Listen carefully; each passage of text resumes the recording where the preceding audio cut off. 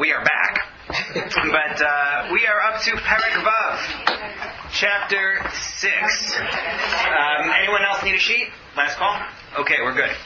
Then, remember the flow of the book until now. The first two prakim were the birth of Shemuel to Hannah, her prophetic song, that brought us to the abuse of the Mishkan by Eli's sons. Shemuel, on the other hand, grows up to be a Navi. He's going to speak to God. He gets messages. Eli receives warnings from the Ish Elokim and from Shemuel. That tell him that the household is going to suffer for what his sons have done to the Mishkan. We talked all about that. We're not going back over that now. Then in chapter 4, we saw the disastrous decision to take the Aron to war against the Plishtim. The Aron is lost. The Jews suffer heavy losses in the battle. And the curse on the house of Eli begins with the death of Hophni and Pinchas, the death of Eli, and the death of Pinchas' wife. The fifth parak, what we did right before the break, the Aron was held by the Plishtim, but the Plishtim suffered terribly. We talked about the Tchorim that they suffered already. We dealt with that in depth. Anyone who really wants to hear more about Tchorim, go back to the audio. This was, we said, perhaps a tactic to save the Aron, or it was punishment for the way they handled the Aron, or it was simply a demonstration that God is greater than the idols. But one thing that we did learn from it, aside from the suffering of the Plishtim, was we learned from the reverent way that the Plishtim treated their Avodah Zarah, their idols, so that when Dagon falls, right, they restore it to its position. They don't stop worshiping it. They worship the spot where Dagon fell on the threshold. We had a discussion about that. There was some debate about this, but they may even have treated the Aron respectfully. It depends on how you understand why they put the Aron with Dagon. Was that a show of respect that it goes with their God, or was it, no, to say it's been defeated by Dagon? We had the two different ways you could look at it. Dagon was their God. Yeah. That brings us to Perek Vav, to chapter 6. And chapter 6 is mostly about the returning of the Aron. It begins, though, with just one sentence that we have to see first. Because it's a short sentence, it seems to just convey facts, but it's actually really important. Yes? Just the last sentence of Perek A. Yeah. And those who did not die were hit with this euphemism, and they died to the... Right. Their cries go out to heaven. Correct. So what's the question? It's a whole-scale punishment. Yes. Okay. If it's a punishment at all. All right, we said there are three different ways you could take it. It doesn't have to be seen as punishment, but that's correct. They're all got sick. They're being harmed. The question is not all harm is punishment. Right? We said that this could have been simply a way to get them to get rid of the Aron, or it could have been a message about the Avodah Zarah and a message about God in distinction from the Avodah Zarah. It doesn't have to be taken as punishment as in they've done something wrong. It was a punishment. To you. That's fine. No. So I mean that. Take a look in the physical sense. Right. That's the key point. The word punishment gets misused, and that's what I'm trying to make. That's the distinction I'm trying to draw. Punishment connotes a certain purpose. It's suffering. They are miserable. They are in pain. But it's not the same thing as saying that it's punishment. Not all suffering is punishment, right? That's the point that we're seeing here. Okay. Vahi Aron Hashem b'stei Plishtim shiv'ah chadashim. The Aron is in the field of the Plishtim, the area of the Plishtim, because it's going city to city, right? We talked about that already, for 7 months. So my question to you is, why do you care that it was 7 months? Nothing was happening on the side of the Israelites. And so? It's a big number. It's a long time to not want it back. Right. It's a long time to not want it back. So that would be one way that we could take it. That where are we all 7 months? We know where the Plishtim are, but where are the Jews? See, the Malbim looks at it from the Plishti side. That's what I was thinking. The Malbim looks at it from the Plishti side, like, why are you guys holding out for 7 months? You're suffering right? Take the hits. First time they cried out. Well, we don't know. We don't know how long it took them to cry out. The crying out was before. But it's like, Vayikru Plishtim L'Kohanim, like when, in other words, when they but they cried out in the previous sentence. They do that from city to city. Yeah. So you're like torturing. The 7 months was while it was being passed from place to place. Correct. Correct. So that's the big question. It took them a while to realize. So it's not that it takes them a while to realize it. Take a look at source number 1. Look at Malbim. Siper ki archu hayamim ad shiva chadashim. The story tells that it takes a long time, 7 months. V'lo saru hamakos mehem, and the plagues did not cease. Umizera'u she'eino mikra, ki hamikra lo yatmid. He says that taught them this wasn't chance, because if it was chance, it would stop. Why 7 months? So evidently, they have very hard heads. 7 months, but from place to place to place. You would think if it happened in one place, okay, fine. Once it moves to the second place and the same thing happened, that's already right. So it is odd to say that they're uncertain for 7 months. However, the Plishtim are tenacious. Go all the way back to the story with Yitzchak. Right? Yitzchak moves down to that neck of the woods, and he tries to get water. Remember, we're in the Negev, right? He tries to get water from the cisterns that his father had dug. There are borot cisterns, and there are be'erot, there are wells, and he can't use them. Right? Why can't he use the water sources that his father Abraham created? The Plishtim fills them in. The Plishtim filled them in with dirt. Sitmum Plishtim v'yamalu'um afar. Right? They closed them up and filled them with dirt. Tell me something. You live in a desert. How smart was that idea? It makes no sense whatsoever. Like the Gazans destroying all the flowers. Well, that's the question: is what?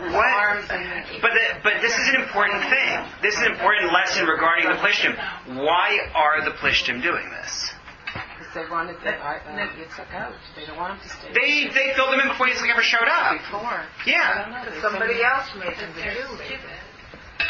See, what the Plishtim are doing is, yes, they want to get rid of Abraham's family. Meaning, after Abraham is gone, they say, we're going to fill this in, and that way they won't come back.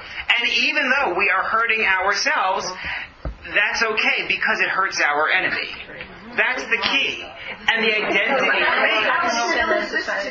Yes. But the identity remains here because they're not just holding on to the Aron as spoils of war. They're holding on to the Aron because it hurts us. They have our Aron. So they're going to hold on to it as long as they can possibly hold out. And that's, 7 months, apparently. At which point they said, enough already, exactly. But that I think would be one way to take it, building on Malbim's idea. That's one way to look at it. But there are 2 other answers that are possible, going with source number 2, Medrash in Bereshis Rabbah, which offers the second connection for us, the second direct connection from the story of the Plishtim with Abraham in Bereshis, and the story of the Plishtim here. Amar lo HaKadosh Baruch Hu. This is when Abraham makes a covenant with Avimelech. Remember the story, right? Avimelech and Pichol show up and say, we want to make a treaty with you, and Abraham agrees to the treaty.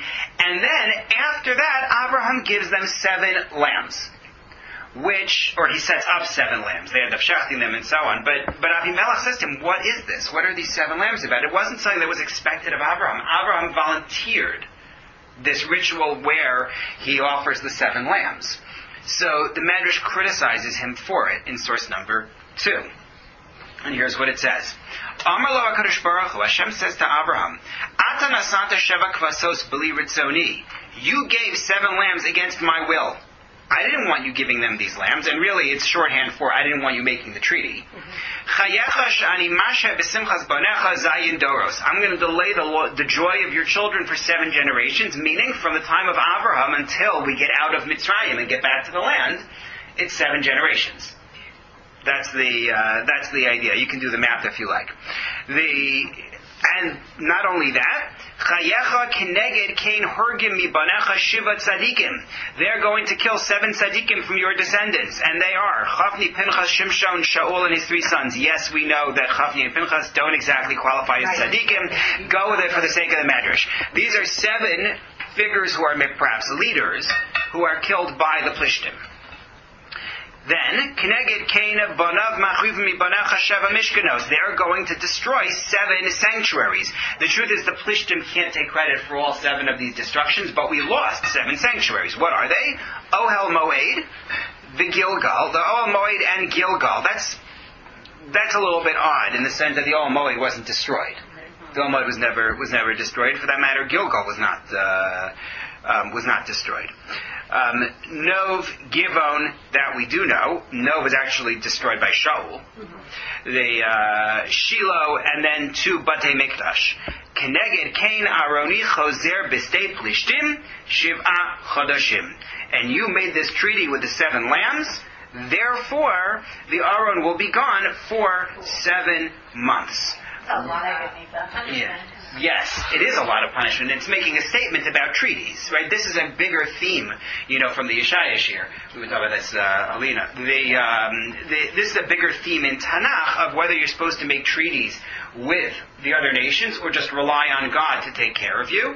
This Medrash is weighing in and saying, you don't look for peace deals with those around you. God is going to take care of you. How you want to apply this politically, have fun. I'm not going there. It's a whole middle thing because God said you gave the 7 lambs, and that's why my ark will stay there. Because we have all these other cool sets of 7. Let's not skip that. But they don't all fit so well. Yes, that's true. They don't all fit so well. There's so much history in there, just from this one treaty. Yes, but that's the idea. We are enslaved for 7 generations because of this treaty. Well, we're enslaved for 7 generations. Some of the first generations are out of the But this wasn't written anywhere in the Tanakh, right? What is not written? What is not written? No. Hang on, stop. Let her talk. Then God said that it's because you did. No, the only thing that we have is that the Torah goes out of its way to spell out the story of the treaty and to spell out the use of the 7 lambs. So that's one piece that we're building on. And number 2, we get the criticism that you find throughout Tanakh for making such treaties. And then you find that we suffer at the hands of the Plishtim. And what the Medrash is doing is it's connecting the dots. Hang on, just a second. My turn. Linda will, Ricky will, we're good. But what I want to make sure you get out of this is that we place the event on a continuum of relationships between us and the Plishtim.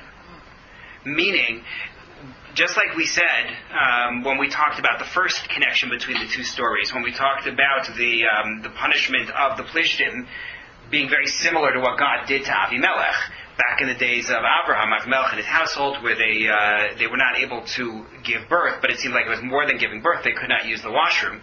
So that links to what happens to the Plishtim here.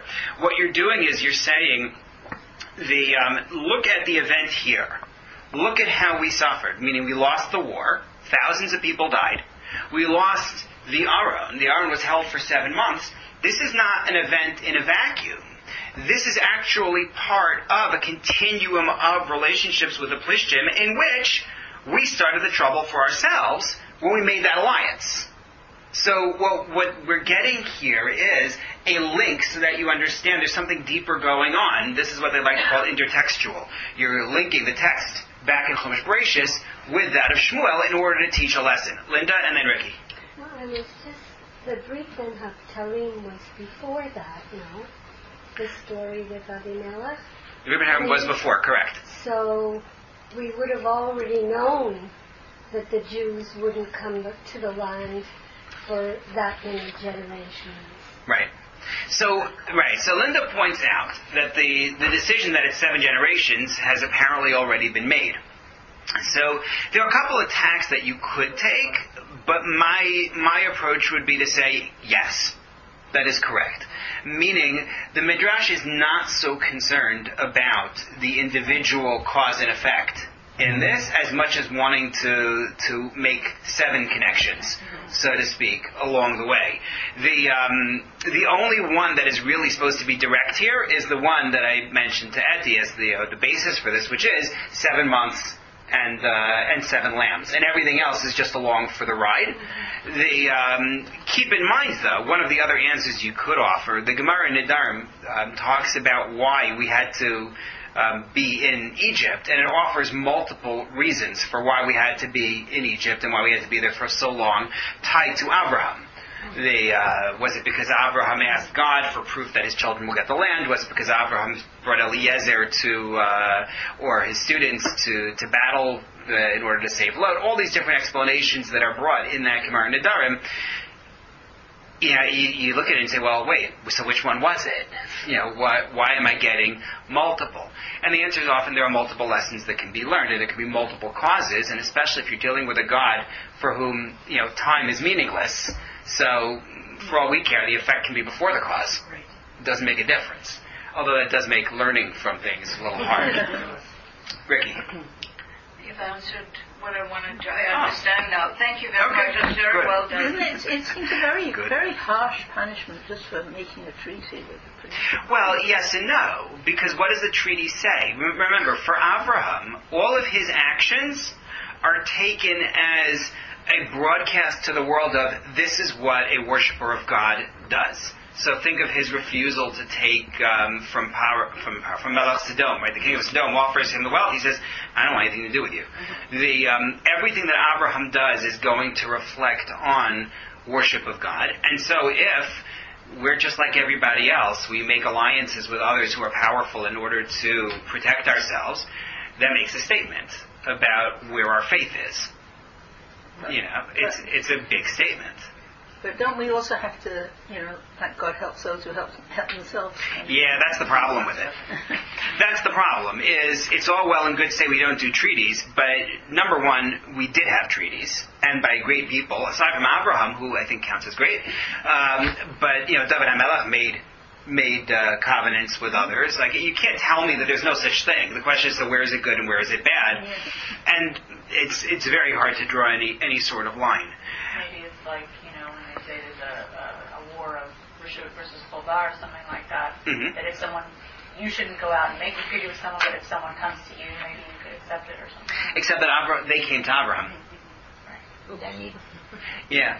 The other approach that you can draw from this medrash, again, our question fundamentally is, what's with the 7 months here? So our first answer is it's specified in order to show the Plishtim hang on to it for 7 months, right? That's how long it takes for them to decide, no, this really isn't random, or this is more than we can put up with.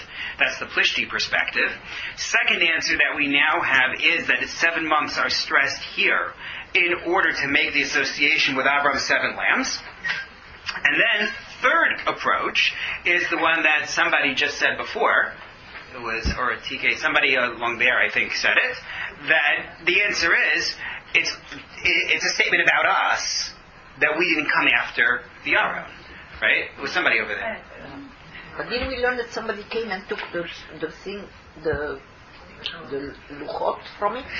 Maybe. We have this matters of the luchos we're taking that Shaul saved the luchos. But the Aron is there. The Aron matters. Take a look at source number 2. The medrash, still in that medrash from Bereshis Rabbah. Lama laku anshe Beit Shemesh. Why were the people of Beit Shemesh struck? We haven't actually seen that yet. Beit Shemesh is where the Jews are, who get the Aron back, and they're going to suffer when the Aron returns to them. So we're not yet ready for that. Sorry? Why? Yes, that's what the Medrash asks. Al yedei shayu malizin ba'aron, because they degraded the Aron. Amar HaKadosh Baruch Hu, Hashem said, here's the degradation we're talking about. Ilu tarnagola so shel echad behem avda hayamachzer aleha kama psachim lahaviyah. If you lost a chicken, right, you'd go running house to house to try to find your chicken. Va'aroni b'stei plishtim shiva chadashim ve'enatem mashkichim bo. My Aron was with the plishtim for 7 months. Where were you? Im enatem mashkichim alav, ani ashkiach alav. You won't, so I will. But not just I will bring it back, but I'm going to punish you for not having gone after it. So this actually sets up what comes next. it sets up the whole rest of the parak, which will involve a rebuke for us, and then the next parak, the punishment that we're going to suffer for it. Sorry, what? I said, why not punish all of the nation? Why specifically the city here? Is it the one that... Well, it's going to be more about their conduct also. We have to see more about their conduct. But I think this is important, this view, because it fits the idea that the story of Dagon's collapse was also a rebuke for us. When their idol collapsed, they respected it, they took care of it, they continued to worship it. The Aron was taken in war, and we went about our daily lives. And that is also, go back to Eli and Pinchas' wife, right? When the Aron was taken, that was what upset them most. Right? The Aron is taken, that's when Eli falls off his chair, that's what most strikes the wife of Pinchas. The ones who died were upset about the Aron. The ones who survived were not that upset. No, it doesn't seem like that. Can I say something? Yeah. But to be a defender of the people of Israel, Yes. they were vanquished and they were weak. They couldn't go right away after. They had to gather forces, I assume, before they could do something about it. Gather forces. So I would then expect that I would open up this book and I would read about the Jews gathering forces. What we're actually going to encounter is a chapter about the Plishtim returning the Aron, but when they actually return it, we find out what the Jews were doing to gather forces. Take a look at the sentence. So I was going to wait with it, but we don't need to. If you take a look at chapter 6, sentence 13, that's where the Aron comes back. You see it? Yeah, they're reaping wheat. Right, they're harvesting their wheat. Now, harvesting wheat is important. If you don't harvest wheat, you don't have bread. But that's what they're busy doing. But to go further on They that, rejoice to see the ark. Yeah, they're happy. Look, an ark. They didn't make it happen. Yes. but I'm not saying God made the wrong decision here, but the ark is in enemy territory. It's easy for them to fix Dagon when it's in their own backyard. It's not like the Aron was in their backyard or the chicken, running around. It's not. They weren't going into enemy territory to get their chicken back. It's enemy territory here. Right, and that was at these points. But I think the response to it is, so you just do nothing? Yeah. Maybe We don't even It's not hear like the that. crying Usually of they're all Hashem. they're all compromised. They're all enemies and so they're an easy target. Yeah, Roberta makes the point. The Plishtim are vulnerable. Oh yeah, they're safe. Think of Yeah, but do they know I that? think so. Something like this going on? With this happening? Yes, I think so. Jews know that. Diane. Could it be a reflection of the time frame? Like they're gathering wheat. What season do we gather the wheat? Towards Shavuos. Towards Shavuos. So 7 months before that is what month? January. So maybe End of, but not necessarily. In November through January. So let's say the Aron is taken November through January. The 7 months tells us. Is that what the 7 months could just be? Something simple like that to sort of give us a timeline? Except that we didn't know that. We're back calculating it. There was nothing in the story that would have told us that was what had happened. Yeah. It's not simply giving us calendar, because then it should do a lot more. It should make more of an effort if it wants to give us calendar. Okay. So that brings us to Psukim Bet through Tet, sentences 2 through 9. Let's see what happens. This is now the Plishti initiative to return the Aron. We just said that. Vayikru Plishtim laKohanim v'laKosimim. The Plishtim call for their Kohanim, their priests, as well as their Kosimim, their sorcerers. The Daf Mikra suggests that Kohanim is something that's religious. Kosimim, on the other hand, doesn't mean sorcery in a religious sense, but people who have ways to tell the future of some kind, and they're more secular. So, if this is from God, we call our Kohanim, but we don't know. Maybe it's just a regular mundane thing, and so we'll call our Kosimim. Also, we get the scientists out and we get the priests out, and we hope that they're gonna be able to solve the problem. Yeah, cover the bases, exactly.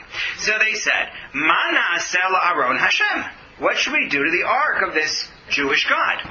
Hodi'unu b'mene shalchenu l'mikomo. Tell us how to get it home. Vayomru, so they said, Im mishalchim es Aron Elokei Yisrael, al tashalchu oso reikam. First of all, if you're sending this ark back, don't send it back empty. Ki hashem tashivu lo asham. Return, hey, I wonder. That's interesting. Eti, we have another piece of evidence for you. Remember we talked about that question. I bet that this has to be it. We talked about the medrash about Shaul taking the luchos, right? So I wonder if it's not based on that word. Where he says, "Don't send it back, reikam." Don't send it back empty. How? It's not empty. Yeah, there are no luchos in it. That's not the only way to take the word reikam. The other way to take the word reikam is like the way it's used in the Torah when you go for Aliyah L'Regel, you go to the Beis Hamikdash, it says that you're not supposed to show up reikam, meaning without a korban. Empty-handed. You're supposed to empty-handed. And that's going to fit very well because they're going to send it back with a gift.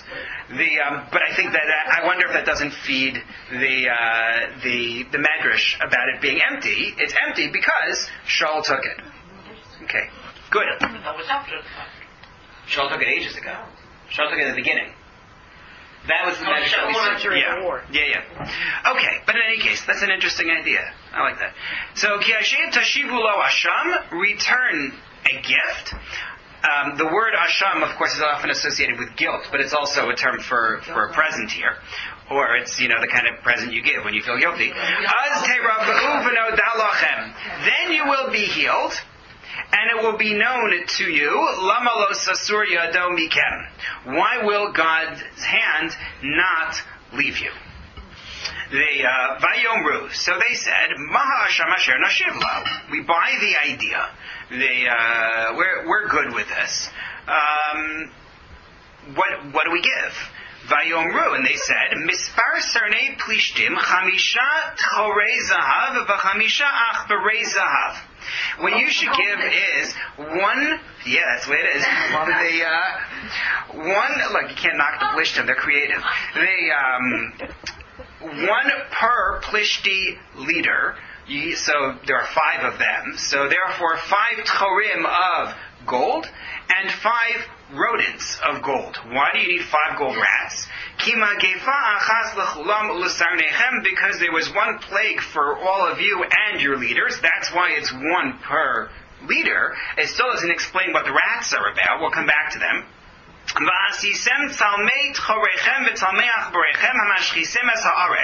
You shall make images of the tchorim and images of the rodents that are destroying the land.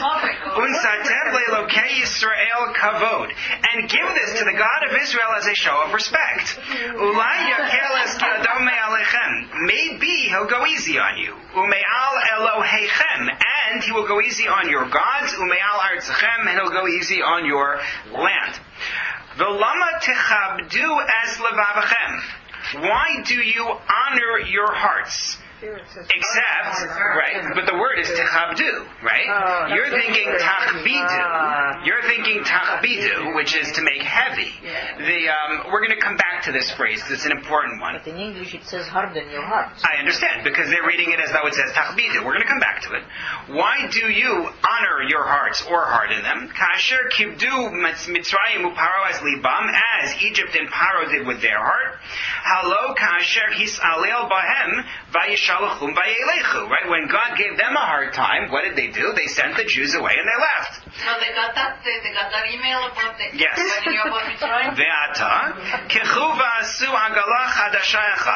So here's how you do it.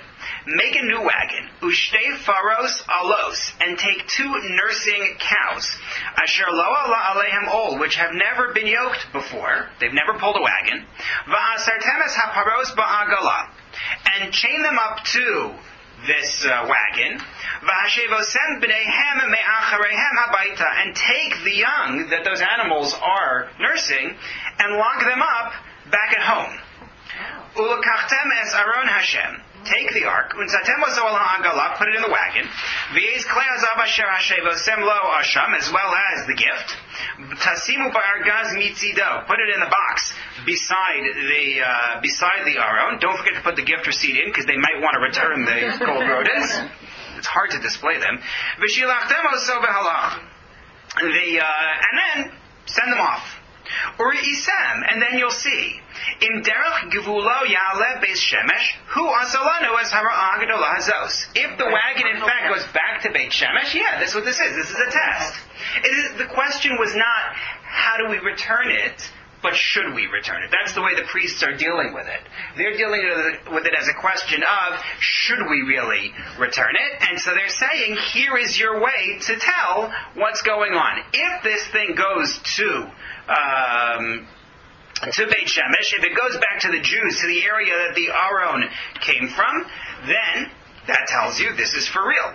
That means that God did this to us. V'im lo, let me finish one last half sentence. V'im lo, and if not, v'yadanu ki lo yado nagabanu, then we will know that it wasn't God's hand at all. Mikrahu hayalanu, and it just happened that way. Are they acknowledging Hashem then? They're wondering. Keep in mind. I mean, the Hebrews are. Hang on. Keep in mind a few things. Number one, these are people who are polytheistic, which means that acknowledging God doesn't mean they drop Dagon. It just means that there's another powerful being out there. That's number one. Number two, what this is the reverse of trial by ordeal. Trial by ordeal means, literally, someone is accused of something. You put them in a situation in which they will suffer. However, that's one example, there are many, in which they will suffer. However, if a miracle happens and they're saved, then we'll know that they were really innocent. But the default is guilty. This is the reverse. I'm creating a situation in which it's highly unlikely that the Aron is ever making it there. Number one, there's no one, to answer Ricky's question, there's no one leading this wagon. Number two, you're taking animals that have never actually drawn a wagon before. And number three, you're taking the young that they are nursing and you're holding them back. Right? And do you expect the cows are going to go forward? It's absurd. But the default for them is, this is not from God. Only a miracle will convince them that it is. Yes. So it's set up for failure then. Yes. Exactly right. That's what they're doing. Even though they make these nice gold statues, that's expensive. There's a lot to do. But I guess they're hedging their bets. They're hedging their bets. Yeah, but that's right. Aren't they actually saying if God exists, or if God is the power, then He will make them go where they're supposed to go. Right. And otherwise, which is unlikely. So. Sorry? So we were saying, it reminded us of the idol that they set up in Daniel yesterday, the big mound of gold, which was, that's what the... Yeah, they were into little mounds. They have their little mounds of gold. I suppose. They were like babushka dolls. So, a few notes on this section also here. sort of making fun of the Israelis, Why? by choosing these kind of gifts. To them, this is very serious business. They've been suffering with these for 7 months. Right. So I don't know. I don't think so. It doesn't sound like it. Why mice? Yes. What? So we're getting to the mice. We're not done with the mice yet. Rick, please. What they're saying is they're going to set up a situation with their thought, with their will, and the Jewish God is going to play into their plan, which will give them more power. Interesting. So does this give them more power because they've dictated what's going to happen? Well, except that they've built up all of the... They stacked the deck for it not to work. But God can do anything. Right. They know, well, perhaps They don't know that. God can do everything. Right. No, Ricky's point, I think, is important. What this is really is a test of God. And we're generally against tests of God. We don't believe in tests of God. So, in that sense, yes, they're getting away with something that's extremely unusual. And I guess the answer in terms of how they can do it is because it's in God's interest to do this. God wants the Aron back. Their interest also. Yes. Well, it's in their interest to see what's real or what's not real. In other words, they could have just sent it and done Then it. they can go and say, look, I put God in this situation. He acted exactly the way that I had anticipated. Or Maybe. They could do that, but I think they were probably a little sore. I don't think they were. But don't you think they wanted to get rid of Only if it was Yes. positive. Right. It's true. They're setting up the rules of the game. This is true. I don't think you can ignore that. Okay. A few notes on this. First of all, what's with the rats? Why? I understand the Tchorim. Where did the rodents come from? Didn't we read about how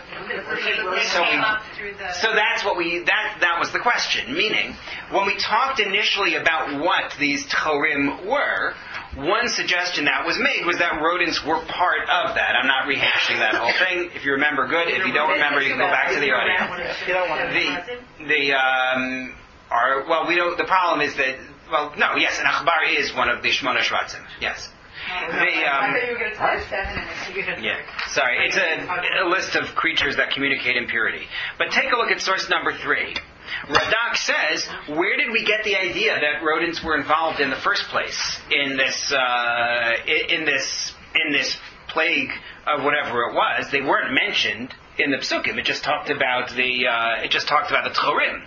So he says the answer is this is our source for that medrash. I'm not reading it out loud. I gave it to you on the sheet. That was good enough.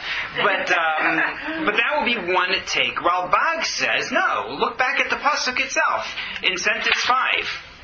The pasuk actually said, Hamashchisim es haaretz. There was more than one plague going on. Separate from what was going on with the Tchorim, rodents also attacked. That's the way he takes it. Abarbanel Mitzudat David offer yet another explanation that the Tchorim look like rodents. Maybe, I don't know. I don't know why you need statues of both then. But what is interesting is that all of these approaches will fit with the explanations we gave for why God harmed the Plishtim. Whether you say that it was to induce release of the Aron, or to punish their abuse of the Aron, or to demonstrate humiliation of the idol, all of those will fit with these different explanations for what the rodents were. If they didn't eat or they didn't have an appetite to eat, the rodents were drawn to food. I mean, that's what I'm thinking. Yeah, could be. I hear you. Did you notice that it mentions multiple times 5s? Right? It says that make 5 of this and make 5 of this because there was one plague for, right? And it spells out, it emphasizes the 5s. So Abarbanel is going to make the point later on that they actually sent more than 5. Their sorcerers or their Kohanim, whoever it was, told them, send 5. One for each of the Sranim, but they sent one for every small town and village and whatever. They sent, you'll see it in Pasuk Yud Ches, because they're just desperate. 5 gifts? Yeah. Okay. Yes. Yes. It's a lot of gold. It's a lot of gold, yes. A lot of people who are suffering. And they tell them, keep the kids at home. And that's, I noted for you from Rashi in number 4 and number 5, but we already said it outside of it, that this was part of the test.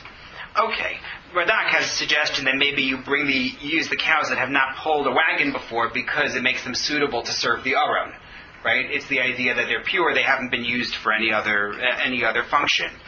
What's particularly interesting is going to come back. We're going to come back to this later. Is sentence 9.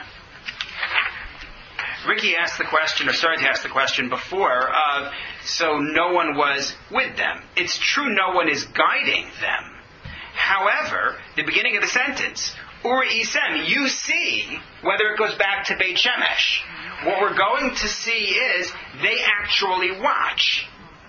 Meaning they're following at a distance. Let's see what happens. It's going to be interesting because there'll be Yerushalmi that we're going to see. Okay.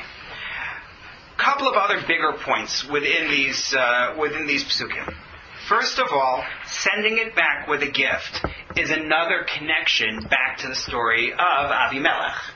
I brought you the paragraph in source number 6 from when Avimelech gives back Sarah. So Vayikach Avimelech tzonu bakar ba'avadim u'shpachos. Avimelech took sheep and cattle. He took slaves. Vayitein la'Abram and gave them to Abram. Vayashav lo Sarah yishto, and he restored Sarah. So he gives gifts as well, and he says, you can live wherever you want. Sarah Amar, and he says to Sarah, I have given your brother He's a little tongue-in-cheek there. I've given your brother 1,000 silver coins. And then afterwards, I didn't bring the full text. I probably should have brought the next couple of psukim. It says that Avram davens for him and he gets better. So you have this idea of sending a gift, and then Avram will daven for you to be healed. And it's another way that we link the story of Avimelech with this story. Why does it say Ishto in one sentence and Achiv? Is that... Well, because that was what Avram initially... The first sentence is a narrator, and then the other one is a quotation? Well, that happens to be true, but it's also she really is his wife. Yeah. And Avimelech is just being a little snide in his language. You said he was your brother. Make him forget about it? No, to shield you from the eyes of others. Okay. Because that was how the whole thing started. Yes. The other piece of this, though, was what everybody pointed out. Lama techabdu es levavchem. It's clear that it means to make heavy because it ties it back to Paro, right? And that's what always happens. Kaved leiv Paro. Paro's heart is heavy. So, first of all, I found it really interesting that when talking about when the priests say, "Why won't you just give it back?" Right? Why do you do this to yourselves? He references what happened to Paro, doesn't reference what happened to their own ancestor, to Avimelech. Right? He talks about what happened to Paro, and this isn't the Paro of Abraham. This is the Paro of Egypt. So you could say, well, Paro of Egypt is more recent. It's certainly much more recent. You're talking about centuries difference. And it also could be that they're not the same Plishtim. This goes back to something we've noted at various times, which is, from a historical perspective, it's not clear that the people Abraham deals with are the ancestors of the Plishtim of this time. They could be different people living in the same place. So that could be it. But what I get hung up on here is the word techabdu instead of tachbidu. Why? If you mean to say, make your heart heavy, which is what all your translations are saying, right? Unless someone has a different one that hasn't been mentioned yet. It says harden.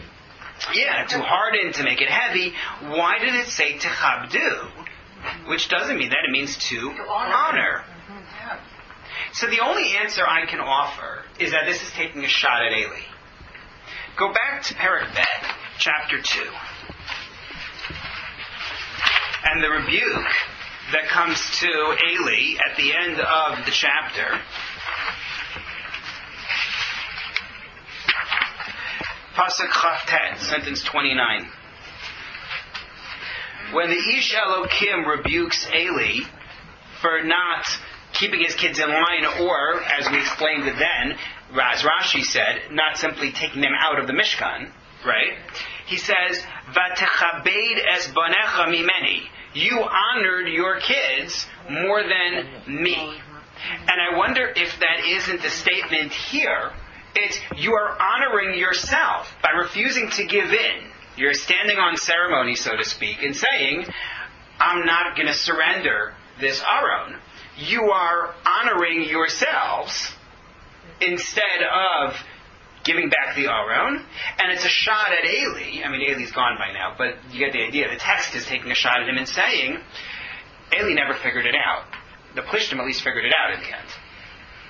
In other words, even after he sees what's going on, and even after he rebukes them and they don't listen, he never takes Chafni and Pinchas out of the Mishkan. Whereas here, yes, it took them a while, 7 months, but ultimately they did return it. So I wonder if that isn't the subtext in Techabdu. It's not just you're hardening your heart, but you are honoring yourselves. And they learn and they correct it. Okay. So the Plishtim have their marching orders, so to speak. And they return the Aron. Let's take a look at what happens here. This is fascinating. The cows. Well, the Plishtim return it. Right. Right. The cows have their marching orders, yes.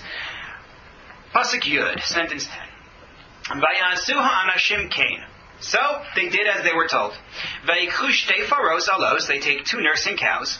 Vayasrum ba'agala. They harness them to the wagon. Ves b'neihem kalu babayis, and they lock the kids up in the house. Right, kalu like kliya. They to be imprisoned. But how is alot nursing? Sorry. Right. So alot is like olalim bion kim. It's a reference to yam. That's the way they take it. Yeah.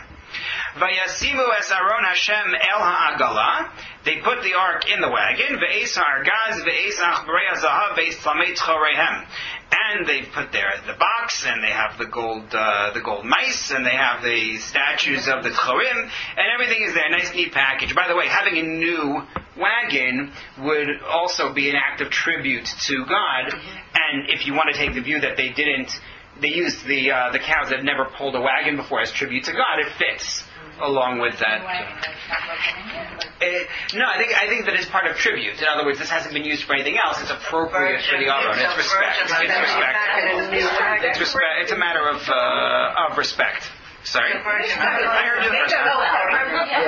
Sorry? No, the Aron, but the Mishkan, is it decorated with anything of value? The Aron? So the Aron is made up of 3 layers. The inner layer is wood, and the outer 2 layers are gold. Yeah.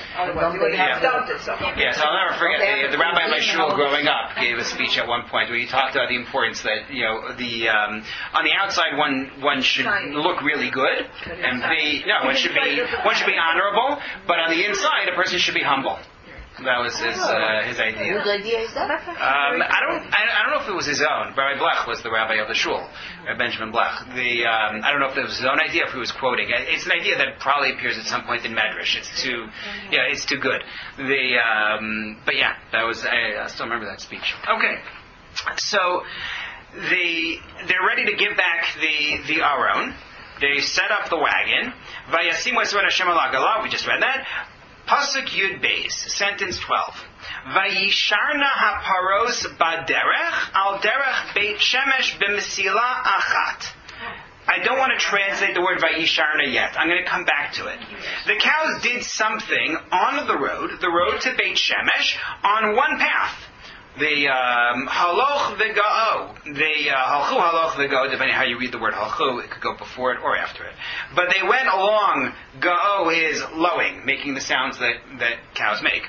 V'lo saru yaminu smol. They did not stray right or left. And there you have the leaders walking behind them ad gevul Beit Shemesh to where they get to the boundary of Beit Shemesh. I'm actually going to pause there because we already have to see a very important word which is going to take us a little bit afield but worthwhile. Vayisharna, the opening word in the sentence. How is it translated in your translations? They went on the direct route from the word yashar. Yashar. That's a nice explanation. Does it make sense? Well, if the road is narrow. It's a repetition again. It's a poetic sort of thing. No, it doesn't. They went straight, and then it said they didn't go right or left. It's sort of emphasizing that. So you're saying that they came straight, that they went straight. Directly. Right, just like in the sentence it's going to say, Lo saru yaminu smol. Right, yeah. Right? That they didn't stray right or left. Person going to the field. So why do you need to tell me they went straight and they didn't stray right or left? It's a poetic, like a lot of times they repeat things. Maybe it's more they straightened up. They were going wonky and then they straightened up by Yisharna. They straightened up. Grammarians, please. The nun hey ending. The nun hey ending means what? Feminine, plural, third person, right? The yud in the beginning. It should be the Vayisharna. Well, that's the best part of the question here. If you take it as Vayisharna Yashar, then I understand why you have a yud. Maybe. I still think it should probably be Vati Sharna, Taf, and then a yud. Well, no, it should have been, even if it's Yashar, I think you still need a Taf as a prefix, as a feminine prefix. The other way this word is taken is that it is Shar, it is your root like Shira, like song, that they actually sang, and we're going to see quite a bit about that in a little while. No, but it would also be. But then it for sure should be a Taf. Then it should be Vatisharna. Rashi points out this problem. Rashi writes, this word is, I didn't bring it on the sheet, Rashi says this word is androgynous. Androgynous is not what it is in English. No, androgynous in English means that it has neither. Right? This is saying it has features of both.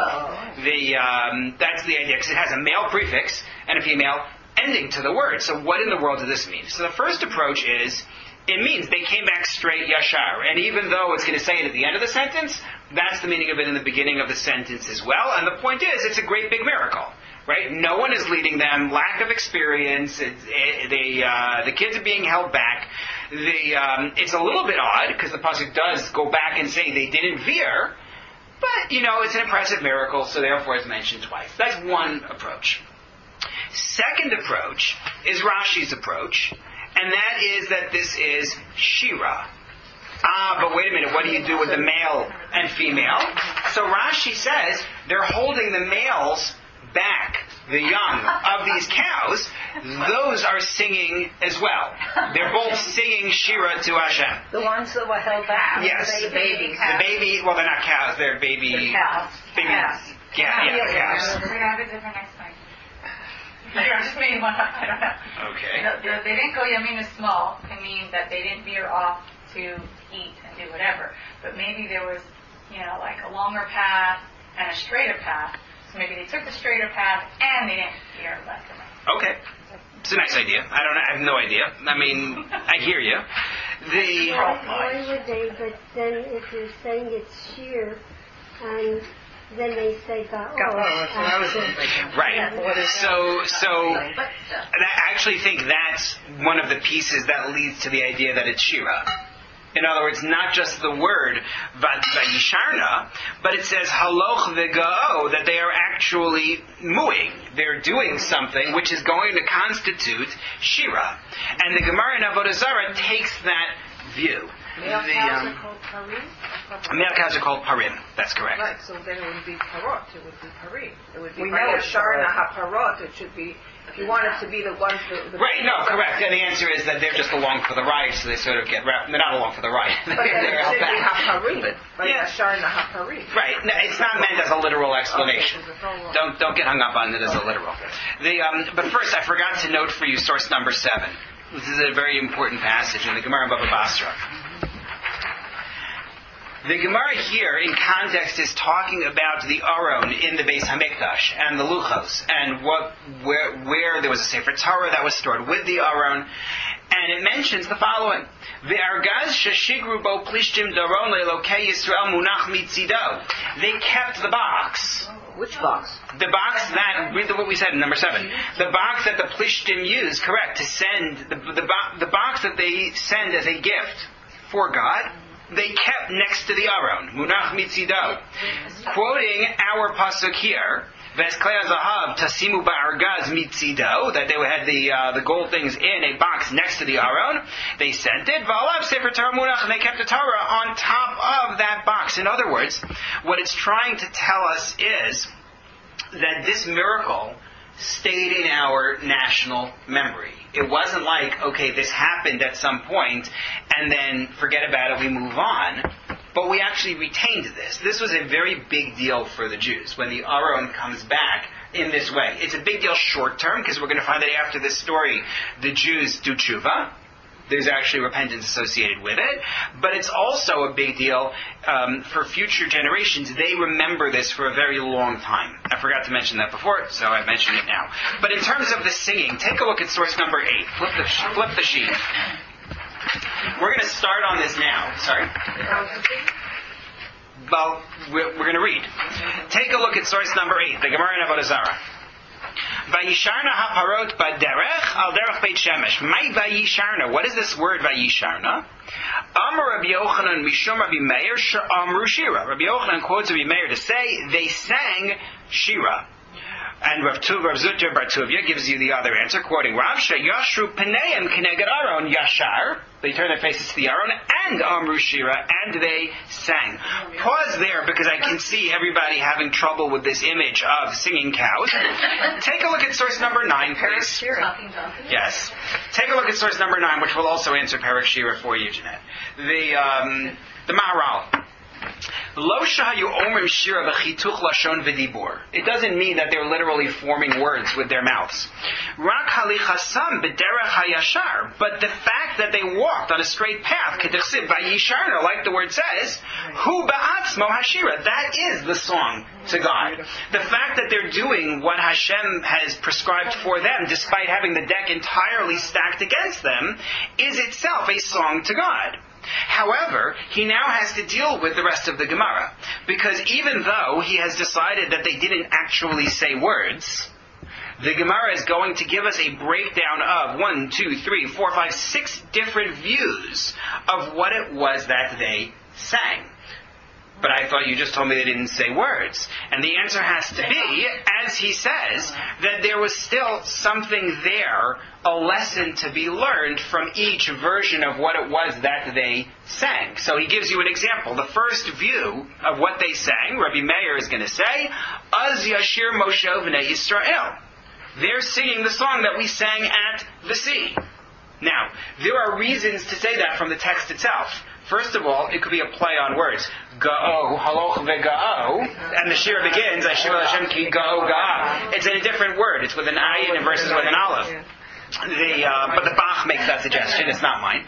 The Maharsha says also because there's a line in Az Yashir, Chil achaz yoshvei plashet, that trembling gripped the dwellers of Pleshet, the Plishtim, trembling because of what occurred to them.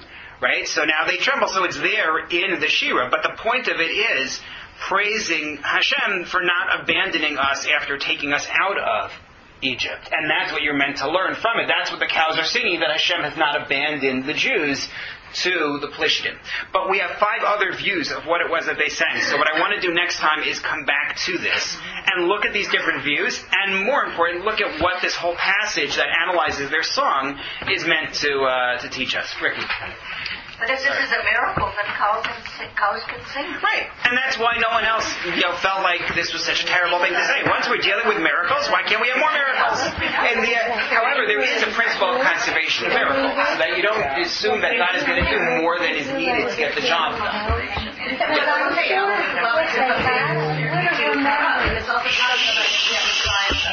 Right. Right. That's why I mean, like if you're... Yeah. Oh, you mean Az Yashir? Yes. I was thinking that. You're right, that fits the context. No, probably not. But it's a nice idea.